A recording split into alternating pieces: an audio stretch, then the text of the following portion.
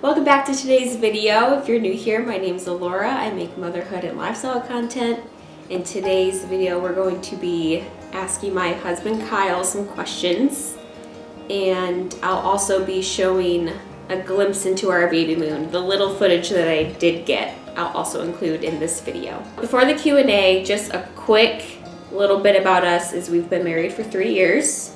We have a toddler son. He's 1.5 years, and then we are also pregnant with our first daughter, who is due in April.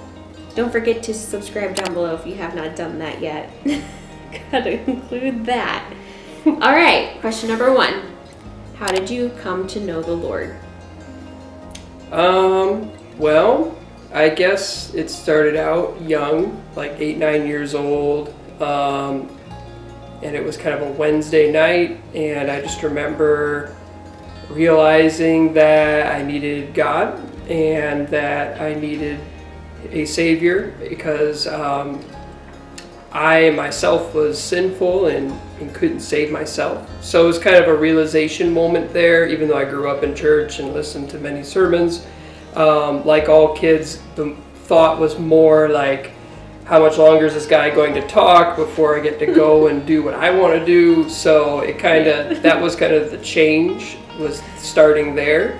And from there, it became more interested in listening to the ministers and stuff like that. But I'd say it was kind of a journey, like then in my teenage years, I started to take on more of a sanctification life, throwing out things that maybe are not pleasing to God and trying to live more of a life that would be pleasing to Him, which can be tough in your teenage years because you have your own will, you want to find your own identity and stuff like that. So having God's will can be or trying to find God's will can be a challenge during that time. So yeah, I would say it's a journey, but that was kind of the starting point, 8, 9 years old. What was your first impression of me? First impression, I think the first time that I saw you was when we went to a camp in Canada, I'm pretty sure. I don't know if there was a time before that. And I just thought, this is a girl that is sister to another girl that, plans to marry a friend that I know. Yeah. And that's kind of just how it was. Didn't really think anything of it. Yep, same. My brother-in-law is a minister, and he was going to go preach at a Canadian camp. And he went to the same church as my brother-in-law, and I think my brother-in-law asked him to tag along. So yeah, and also your brother. Yeah. And same impression for me. Just a dude. Didn't think anything of it. Honestly, I was like 15. And then we started attending the same church. I started going to the same church as my sister and him, and we were in the same youth group, and that was like 5 years later that we actually noticed each other. So it was not right away. How did you know I was the one? I would say that was something that just kind of grew into. It wasn't like love at first sight or anything like that. Like some people, I guess that's a thing, and more power to you if that was the way it was for you. But for me, it wasn't that way. I was kind of just open to the idea of dating and seeing if it would work out. And as we got to know each other and we started to ask more serious questions of like where you want to be in the future and what do you want your life to look like, and how do you want to handle different situations such as parenting, etc. And we found that we were on the same page in like all of these different areas, and of course we just enjoyed being together. That kind of slowly started to give that realization that like, oh, this is probably the one. So it was kind of a slow ease into it rather than just like an instant moment. Yeah. And I mean, that should be your purpose of dating anyways, is to see if you're compatible with this person. And we didn't date just to have fun. We also dated to see if I could have a future with him and vice versa. How has becoming a dad changed you? I guess it's changed me in how I think about the future, I guess. Although I've been more of a forward-thinking person and a planner anyway, so I can't really say that it changed me in that way, like I didn't plan or think ahead at all, and then all of a sudden now I do. But I would say that I guess it's changed the way that I think, in the sense that I'm thinking about somebody else's future than just my own future. But I'm thinking about, like, okay, how can I make sure that they have enough money to maybe go to college if they want to? Or how can we teach Christian values to our kids when they're young, so that they're kind of, more aware and prepared and stuff like that in the future. So I guess it's kind of that kind of stuff is more the preparation for the future, not for my own future, but for my kids' future. What legacy do you want to leave? I guess I don't know exactly.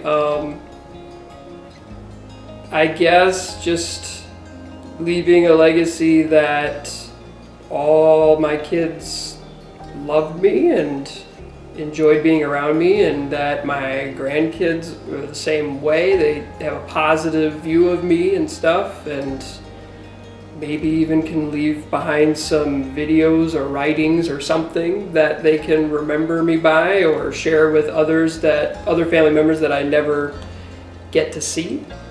I guess that's the most practical legacy that I could leave behind. Yeah. What's the most common misconception from people who don't know you well? I think the thing that people don't always realize is that I can be funny when I want to be, or very witty and stuff like that.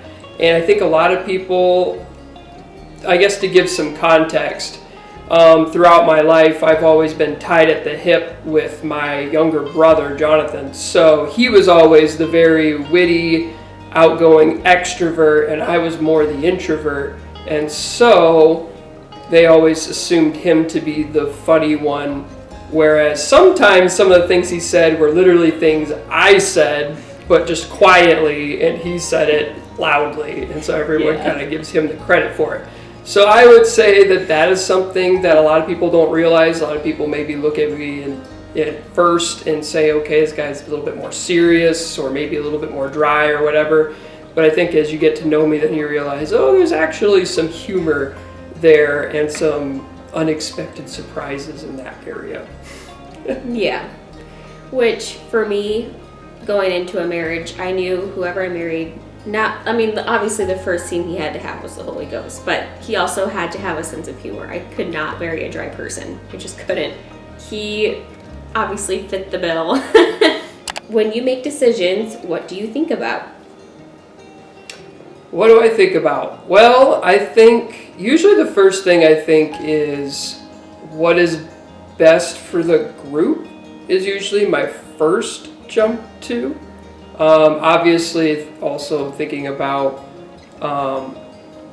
if it is pleasing to the Lord and that sort of thing too, like it lines up biblically and stuff like that. But of course, there's a lot of decisions and things that you make in life that, the Bible doesn't really have anything to say on, so you kind of just, and they're maybe not really that huge of decisions anyway. Like at work, for example, you're deciding on something, like a lesson plan. That's not something you got to go back to the Bible on. But I would say, one of the first things is what is best for the group, and kind of getting the opinions on what people think before making a decision and going forward. That's usually one of the first things. And then the next thing I usually think is working smarter, not harder. I'm always kind of thinking there's got to be an easier way. There's got to be a simpler way to solve something, instead of always just going in and being like, well, we got to spend 3 hours doing it this way because this is how we got to get it done. whereas maybe there's a faster way. So those are kind of the two big things, is what are other people thinking and what's the fastest way we can get this job done. If time travel existed, when and where would you like to visit first? When and where? One place that would be interesting to go back to would be, I mean, granted you have to get access to them as well, but going back and kind of seeing and meeting Abraham Lincoln, maybe listening to the Gettysburg Address, even though it was only like 3 minutes long, it's super short.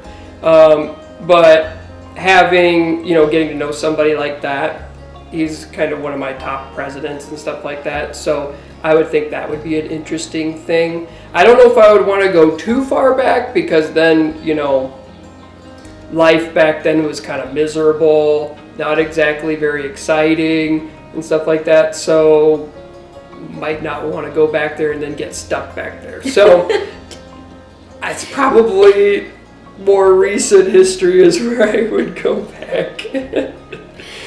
Yeah, he's also a history buff, if you can't tell. With unlimited money and all the opportunity, which passion would you pursue? I guess one thing that would be fun, I guess for me, would be to maybe start some sort of business. I do like board games and entertainment type stuff, so video games, board games, and escape rooms and sports and all that kind of stuff. So starting some sort of business where I could kind of lean into those hobbies would be something that I would probably do if money was no object. But yeah, probably something like that. I don't know exactly what I would do exactly, if it would be more of just like a board game store, or if it would be more of a, let's sit down and record and have a studio and do all these different things and talk about all these things. Which, I mean, I do have a YouTube channel for board games, but I'm not able to regularly post on it because I got a busy life and a toddler screaming in the background, so can't really do board game stuff with all that going on. But yeah.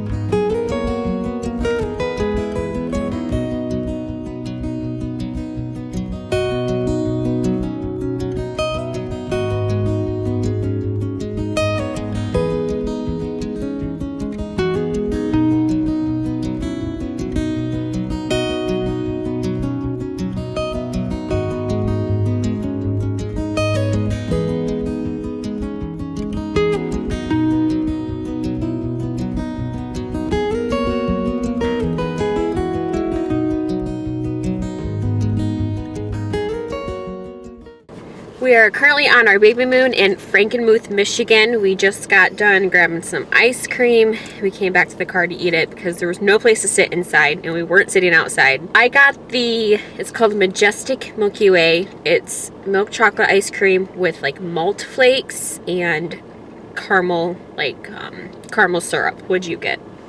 It's called the Michigan Pothole, and it's just a whole bunch of chocolate stuff all together. Yeah. Just your classic three-way chocolate thing. Mm-hmm. We went out to lunch to a place called Halo, and that was okay. It was just like your normal burger joint. There was nothing like too special about it. The fries were good. And then yeah, we've just been walking around the shops and yeah. Just eating a lot. We've been eating a lot. Eating and what do they call it? Window shopping. Mm-hmm. I think after this we'll probably go back to our hotel. Or no, keep shopping. You know. We might as well go back to our hotel. Yeah, after this we're gonna go check in at our hotel. That's been the trip so far.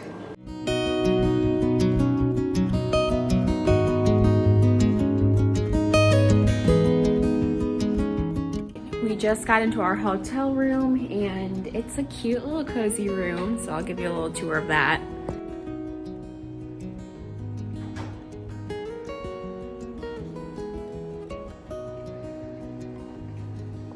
Does it stink in there? No. And then back here is the bathroom. And that's the hotel room.